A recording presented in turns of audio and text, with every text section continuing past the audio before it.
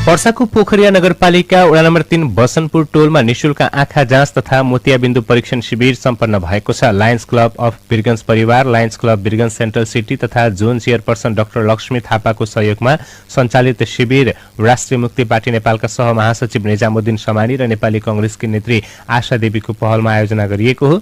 मङ्सिर 17 गतेदेखि सुरु भई हिजो सम्पन्न भएको शिविर पोखरिया नगरपालिकाका 10 वटै ओडामा सञ्चालन गरिएको थियो। शिविर अवधिभर तिलगंगा आँखा प्रतिष्ठान र बिरगन्ज सामुदायिक आँखा उपचार केन्द्रका चिकित्सकहरूले सेवा प्रदान गरेका थिए। शिविरमा कुल 2600 जनाको आँखा परीक्षण गरिएकोमा 574 जनामा मोतियाबिन्दु रोग पत्ता लागेको लायन नरोत्तम पाण्डेले जानकारी दिनुभयो। उहाँका अनुसार पहिचान भएका सबै बिरामीहरूको निशुल्क शल्यक्रिया गरिनेछ। हिजो मात्रै गरिएको परीक्षणमा 75 जनामा मोतियाबिन्दु देखिएको छ। हरिन्द्र महतो केवटको अध्यक्षतामा सम्पन्न शिविरमा निजामुद्दिन समानी, आशा देवी, नन्दकिशोर चौहान लगायतको उपस्थिति रहेको थियो।